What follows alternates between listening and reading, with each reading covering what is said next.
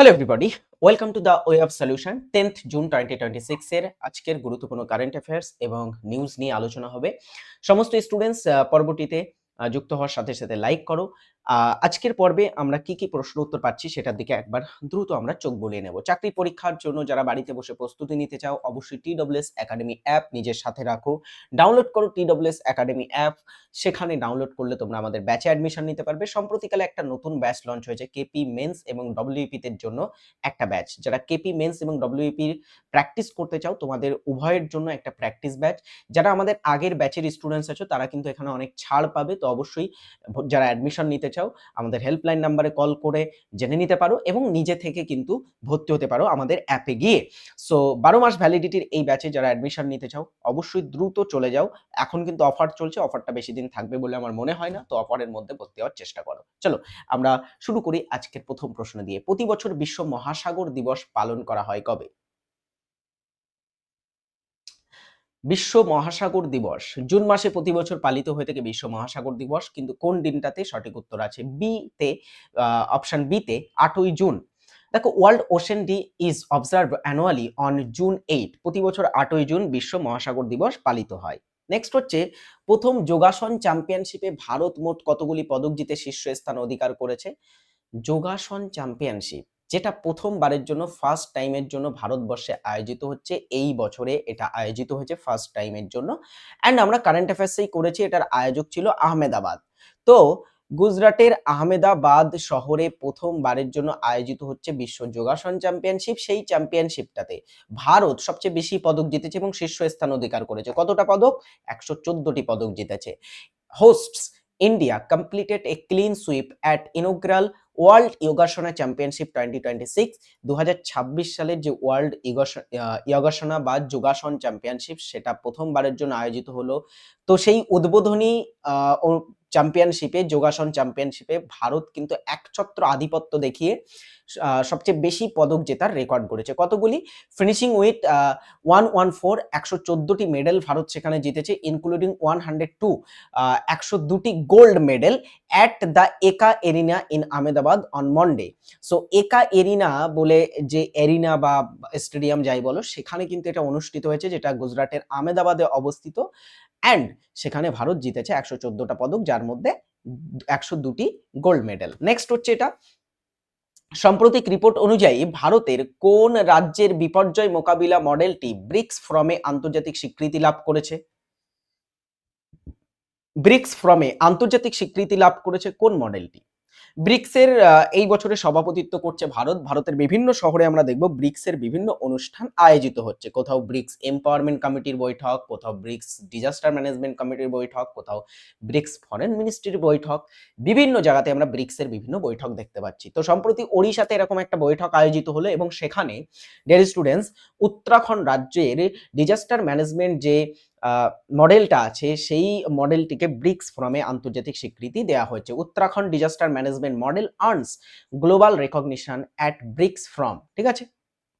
Next হচ্ছে, 2026 সালে Monaco Grand Prix জিতেছেন কে? গ্র্যান্ড প্রিক্স তোমরা নিশ্চয়ই জানো, এটা যে মোটর রেসিং, F1 রেসিং, সেটার সাথে যুক্ত হচ্ছে গ্র্যান্ড প্রিক্স। তো গ্র্যান্ড প্রিক্স এটা সম্প্রতিকালে মোনাকো গ্র্যান্ড প্রিক্সটা জিতেছেন কে?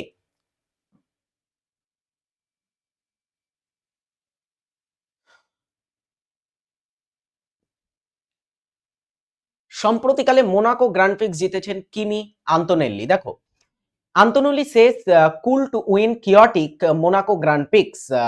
তো আন্তোনেল্লি সম্প্রতিকালে এই কিন্তু cool to win chaotic Monaco Grand Prix, তো যে বিশৃঙ্খলাপূর্ণ কেয়াটিক গ্র্যান্ড প্রিক্স সেটা তিনি শান্তিপূর্ণভাবে জিতেছেন, সেটা তিনি কিন্তু সম্প্রতিকালে বলেছেন। আচ্ছা, আন্তোনেল্লি তিনি এটা জিতলেন। আচ্ছা, নেক্সট হচ্ছে, এটা ভারতের সর্বশেষ রাজ্য হিসাবে সম্প্রতি কোন রাজ্য কেন্দ্র সরকারের আয়ুষ্মান ভারত যোজনাতে আনুষ্ঠানিকভাবে অন্তর্ভুক্ত হয়েছে? আয়ুষ্মান ভারত যোজনা এটা হচ্ছে ভারত সরকারের একটা ডিয়ার স্টুডেন্টস স্বাস্থ্য বীমা যোজনা, যেটার মাধ্যমে আহ, স্বাস্থ্য ক্ষেত্রে সহায়তা করা হয়ে থাকে সাধারণ মানুষজনকে। এবং আমাদের পশ্চিমবঙ্গ রাজ্য কিন্তু এই প্রকল্পটা থেকে অনেক দূরে ছিল। আমরা জানি পশ্চিমবঙ্গের আগের সরকারের একটা প্রকল্প ছিল স্বাস্থ্য সাথী প্রকল্প, সেটা পশ্চিমবঙ্গ সরকারের নিজস্ব প্রকল্প, কিন্তু কেন্দ্র সরকারের আয়ুষ্মান ভারত যোজনাটা পশ্চিমবঙ্গে কিন্তু ছিল না। এটা সম্প্রতিকালে এই আয়ুষ্মান ভারত যোজনাতে অন্তর্ভুক্ত হয়েছে পশ্চিমবঙ্গ সরকার। আয়ুষ্মান ভারত পিএম জন আরোগ্য এটার ফুল নেম। সেই যোজনা achieves nationwide coverage with West Bengal joining scheme. যখন এটাতে আমাদের পশ্চিমবঙ্গ যুক্ত হলো, এটার মাধ্যমে এটা কিন্তু দেশব্যাপী একটা পরিধি লাভ করলো, একটা নেশন ওয়াইড কাভারেজ কিন্তু কমপ্লিট হয়ে গেল আয়ুষ্মান ভারত জন আরোগ্য যোজনা। সম্প্রতিকালে একটা ভার্চুয়াল মিটিং এর মাধ্যমে আমাদের পশ্চিমবঙ্গের মুখ্যমন্ত্রী তোমার একটা মিটিং এর মাধ্যমে পশ্চিমবঙ্গের মুখ্যমন্ত্রী শুভেন্দু অধিকারী এবং কেন্দ্রীয় স্বাস্থ্যমন্ত্রী জেপি নাড্ডা বা জগৎ প্রকাশ নাড্ডা, তারা দুজনে মিলে একটা মৌ স্বাক্ষর করলো এই আয়ুষ্মান ভারত যোজনার জন্য। 2026 সালে জলবায়ু সম্মেলন SB64 কোন দেশে আয়োজিত হচ্ছে?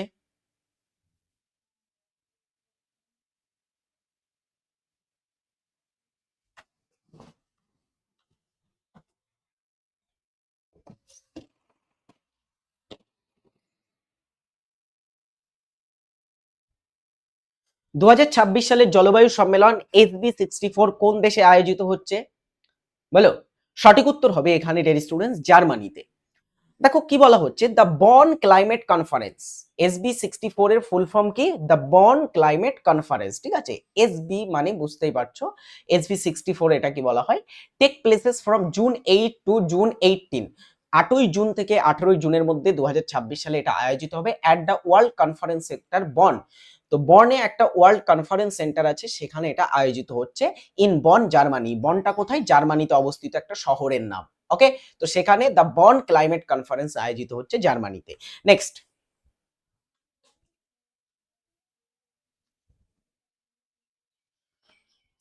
2026 সালে প্রতিরক্ষা অলংকরণ অনুষ্ঠানের প্রথম পর্বে ভারতের রাষ্ট্রপতি মোট কতজনকে কীর্তিচক্র সম্মান প্রদান করেছেন?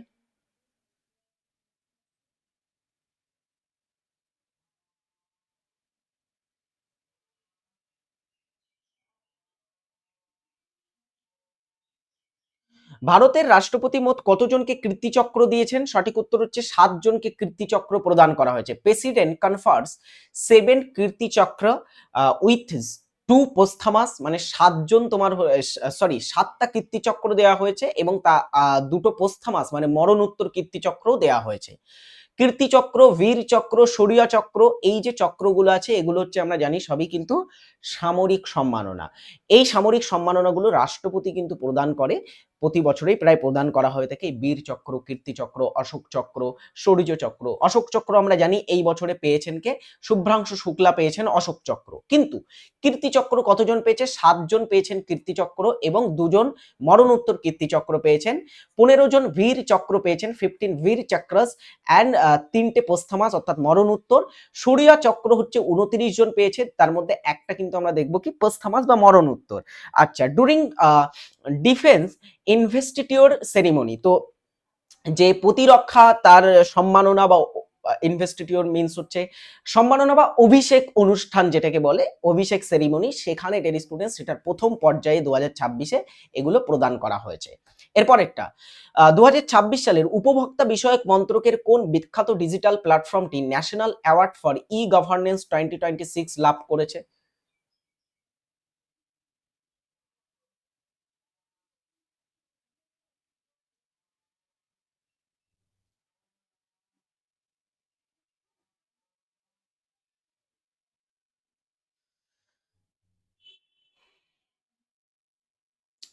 কেন্দ্রীয় সরকারের উপভোক্তা বিষয়ক মন্ত্রকের একটি ডিজিটাল প্ল্যাটফর্ম সম্প্রতিকালে national award for e governance 2026 লাভ করলো।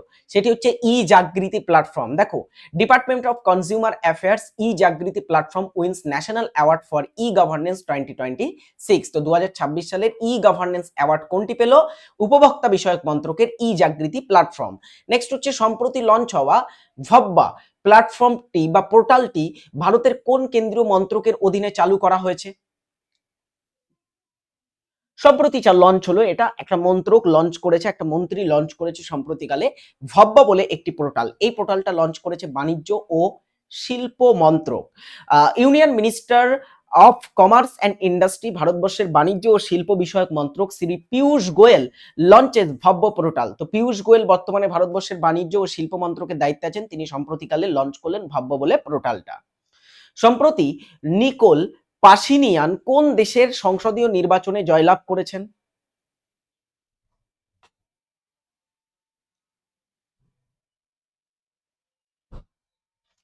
নিকোল পাশিনিয়ান কোন দেশের সংসদীয় নির্বাচনে জয়লাভ করলো? সেটি হচ্ছে আর্মেনিয়া দেশের সংসদীয় নির্বাচনে।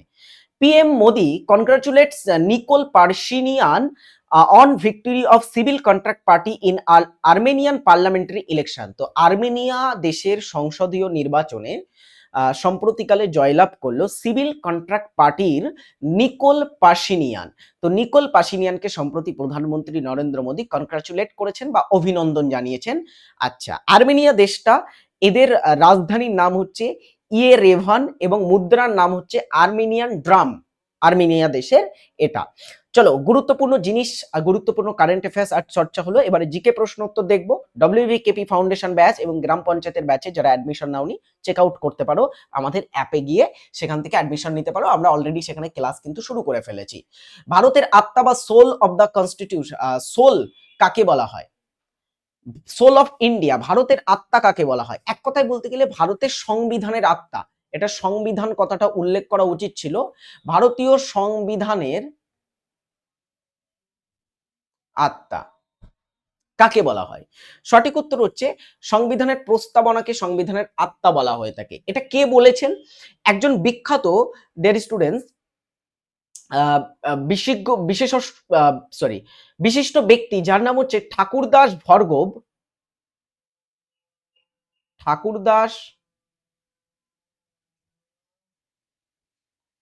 ভার্গব বলেছেন যে ভারতের সংবিধানের প্রস্তাবনা হচ্ছে ভারতের সংবিধানের আত্মা বা হৃদয়। ওকে, এছাড়া আরেকটা জিনিসকে কিন্তু সংবিধানের হৃদয় ও আত্মা বলা হয়, সেটা হচ্ছে মৌলিক অধিকারের মধ্যে ধারা 32। এটাকে ভারতের সংবিধানের হৃদয় ও আত্মা বলে বর্ণনা করেছেন ভারতেরই সংবিধানের জনক হিসাবে পরিচিত doctor BR Ambedkar. Alright, next questions 2।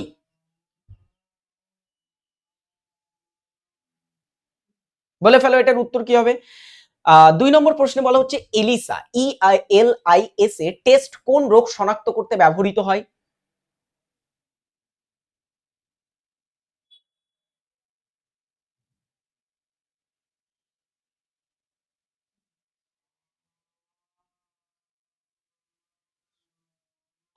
ELISA বলে টেস্টটা ব্যবহৃত হয়ে থাকে কোন রোগ শনাক্ত করতে? এইডস রোগ। এইডস হচ্ছে একটা ভাইরাস ঘটিত রোগ, HIV ভাইরাসের কারণে এই রোগটা হয়ে থাকে। দান সাগর অদ্ভুত সাগর গ্রন্থ দুটির রচয়িতাকে?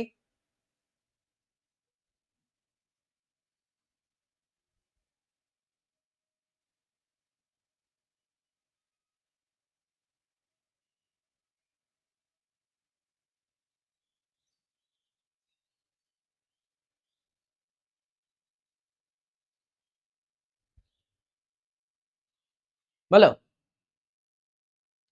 দান সাগর অদ্ভুত সাগর বই লিখেছেন কে? সেন বংশের শাসক বল্লাল সেন লিখেছেন এই দুটি বই। ইনফোসিস কাকে তাদের গ্লোবাল ব্র্যান্ড অ্যাম্বাসেডর হিসেবে নিযুক্ত করেছেন?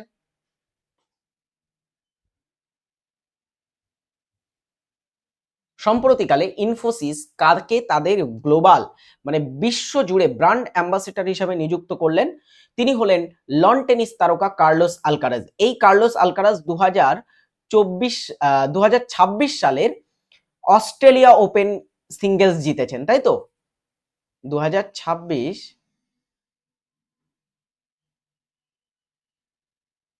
অস্ট্রেলিয়া ওপেন জেতেন তিনি। কে তিনি? তিনি হলেন কার্লোস আলকারাজ। নেক্সট, সৌরজগতের ক্ষুদ্রতম গ্রহ কোনটি?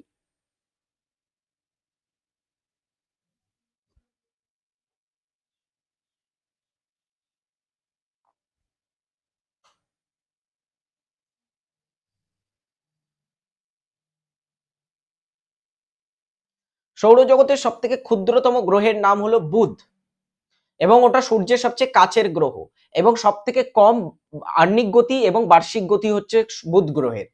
ভিটামিন ডি এর রাসায়নিক নাম কি?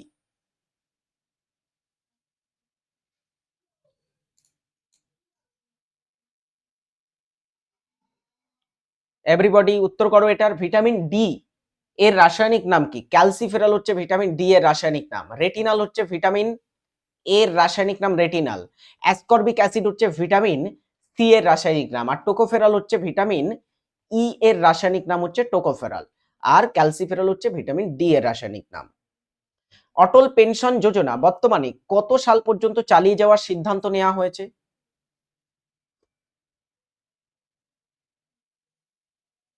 রিসেন্টলি এই বছরের কারেন্ট অ্যাফেয়ার্স যে অটল পেনশন যোজনা সেটাকে ভারত সরকার কিন্তু কন্টিনিউ করার কথা ঘোষণা করেছে, কিন্তু কত বছর পর্যন্ত কন্টিনিউ করার কথা ঘোষণা করেছে?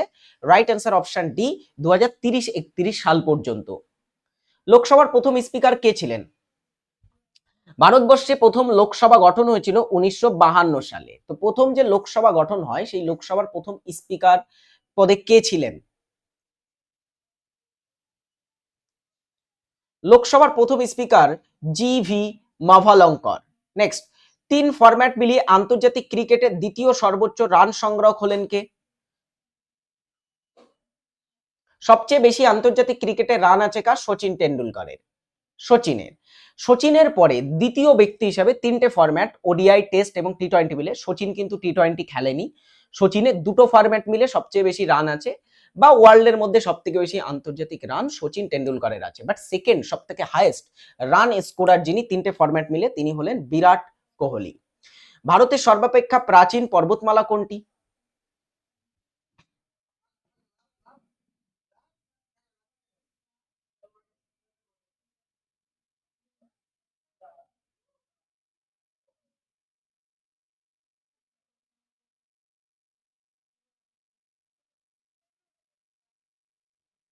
ভারতের সবথেকে প্রাচীনতম পর্বতমালার নাম হচ্ছে আরাবল্লী।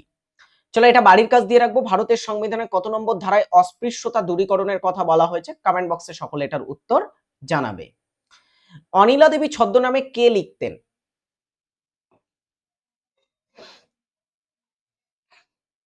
কোন ব্যক্তির ছদ্মনাম ছিল অনিলা দেবী?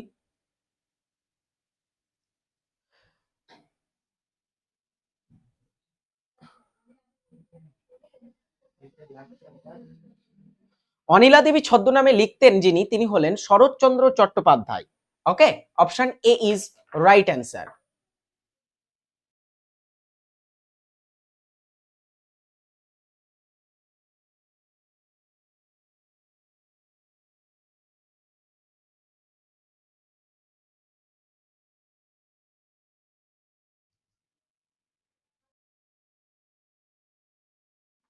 ওকে, তো অনিলা দেবী ছদ্মনামে কে লেখালেখি করতেন? শরৎচন্দ্র চট্টোপাধ্যায় অনিলা দেবী ছদ্মনামে লেখালেখি করতেন। চলো বঙ্কিমচন্দ্রের একটা ছদ্মনাম আছে, তোমরা কমেন্ট বক্সে জানাবে যে বঙ্কিমচন্দ্র চট্টোপাধ্যায়ের ছদ্মনাম কি।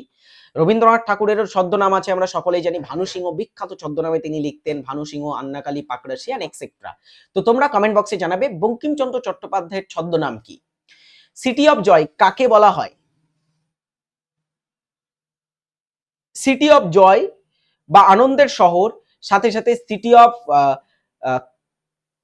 The cultural capital of India, city of palaces, এই ধরনের নামগুলো দেয়া হয়ে থাকে কলকাতাকে। কলকাতাকে আনন্দের শহর, প্রাসাদের শহর এবং সাংস্কৃতিক রাজধানী বলা হয়ে থাকে। Option C is right answer. Penicillin কে আবিষ্কার করেছিলেন? পেনিসিলিন কি একটা অ্যান্টিবায়োটিক?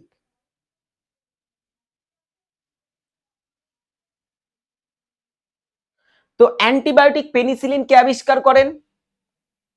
এটা আবিষ্কার করেছিলেন আলেকজান্ডার ফ্লেমিং। ডুরান্ড কাপ কোন খেলার সাথে যুক্ত? ডুরান্ড কাপ এটা 1888 88 সালে চালু হওয়া একটা খুব পুরনো আমাদের ভারতবর্ষের একটা ফুটবল টুর্নামেন্ট। ওকে, ফুটবলের সাথে যুক্ত ডুরান্ড কাপ। ফুটবলের সাথে ভারতে আরো অনেক কাপ যুক্ত আছে, যেমন সন্তোষ ট্রফি, সন্তোষ ট্রফি। হুম, তারপরে তোমার হচ্ছে ISL, Indian super league, Kalinga super cup, Kalinga cup. আর কি আছে? BC Roy trophy, BC Roy trophy, Nehru cup. এগুলো যুক্ত হচ্ছে ফুটবল খেলার সাথে ভারতের কিছু ফুটবল টুর্নামেন্ট। হ্যাঁ, আইএফএ শিল্ড আছে। নেক্সট, একাডেমিক অ্যাসোসিয়েশন কে প্রতিষ্ঠা করে? সালটা হচ্ছে 1828। প্রতিষ্ঠা হয়েছিল একাডেমিক অ্যাসোসিয়েশন, কলকাতাতে প্রতিষ্ঠা হয়, কিন্তু প্রতিষ্ঠাতা কে ছিলেন?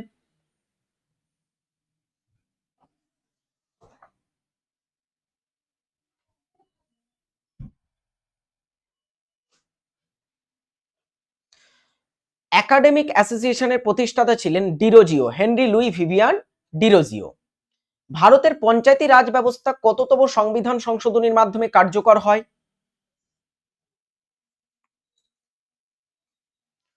1992 সালে একটা সংবিধান সংশোধনীর মাধ্যমে ভারতের সংবিধানে একাদশ তফসিল যুক্ত হয়, মানে একাদশতম তফসিল আর কি। সেই একাদশতম তফসিলের আলোচ্য বিষয় হচ্ছে পঞ্চায়েত ব্যবস্থা। তো পঞ্চায়েত ব্যবস্থাটাও যুক্ত হয়েছিল 1992 73তম সংশোধনীর মাধ্যমে, যেটা একাদশ তফসিলের মধ্যে ইনক্লুড করা হয়। 2026 সালে ইন্ডিয়া ওপেন ব্যাডমিন্টন টুর্নামেন্টটি কোন শহরে আয়োজিত হচ্ছে বা হয়? হয়ে গেছে আর কি, এটা ইন্ডিয়া ওপেন ব্যাডমিন্টন টুর্নামেন্ট, এটা কোন শহরে হয়েছে?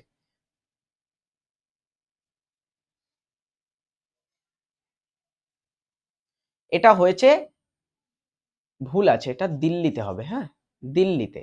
অপশন এ রাইট অ্যান্সার, দিল্লিতে। ভারতের সংবিধানের অভিভাবক বা গার্জিয়ান কাকে বলা হয়?